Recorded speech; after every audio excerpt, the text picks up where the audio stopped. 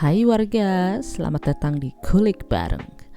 Hari ini kita bakal bahas sebuah filosofi soal karir nih. Jadi buat temen-temen yang lagi pada puyeng nih ngejar karir, pekerjaan, nah bisa nih dengerin Kulik Bareng episode kali ini. Pernah gak sih lu pada ngerasa karir kita itu kayaknya makin sibuk aja, tapi kagak jelas arah dan maknanya apa? Sebetulnya ya, karir tuh kagak harus rumit. Ada hal yang bisa kita pelajari dari filosofi minimalis.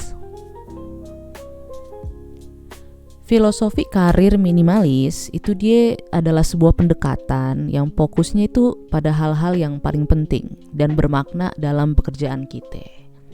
Bukan soal siapa yang kerja paling banyak, paling sibuk, atau paling cepat naik jabatan.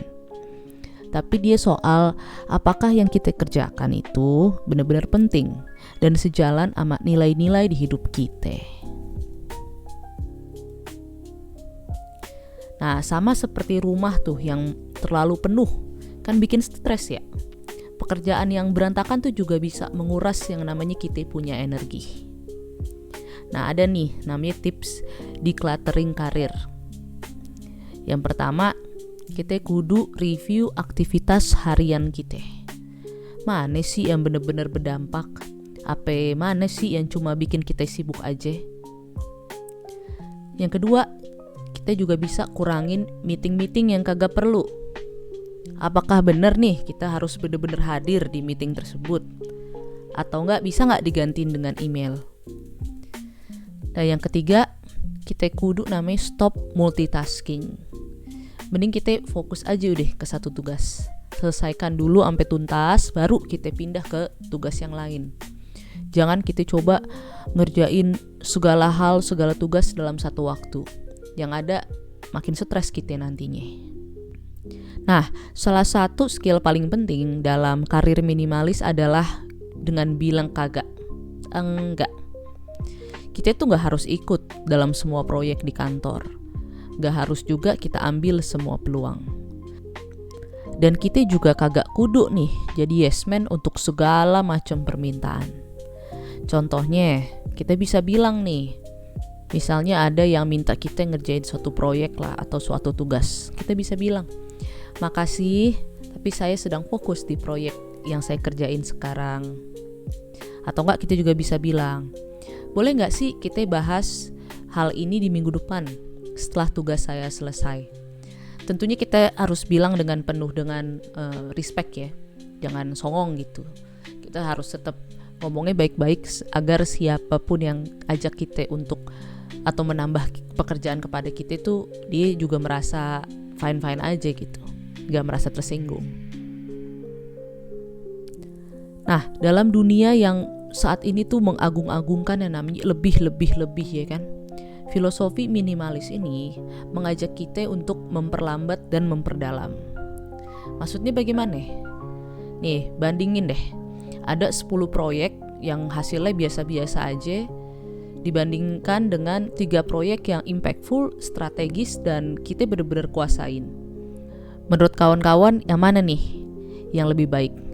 Yang 10 proyek cuman biasa-biasa aja, apa yang 3 proyek tapi impactful dan strategis? Ketika kita benar-benar bekerja dengan sadar nih, berkualitas dan selaras dengan nilai-nilai kita, hasilnya tuh insya Allah lebih tahan lama dan kita pun lebih puas dalam mengerjakannya. Jadi dengan karir yang lebih fokus dan simple, kita juga punya ruang untuk hidup. Maksudnya bagaimana? Jadi contoh manfaatnya nih ya dari kita menjalankan karir minimalis. Yang pertama, kita pulang kerja kagak bawa stres. Jadi orang di rumah kagak ikutan kena imbas dari kesetresan yang ditimbulkan di kantor gitu. Terus yang kedua, waktu untuk keluarga dan diri sendiri juga akhirnya kita punya. Jangan asal kita pusing sama kerjaan kita, sampai rumah kita masih bawa kerjaan, masih ngerjain kerjaan. Akhirnya kita kagak punya waktu buat anak, buat keluarga, dan buat teman-teman kita gitu.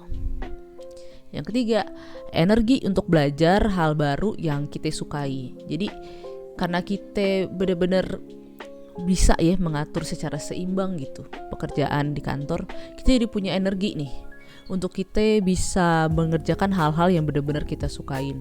Misalnya kita yang namanya hobi olahraga, kita punya waktu dan punya energi.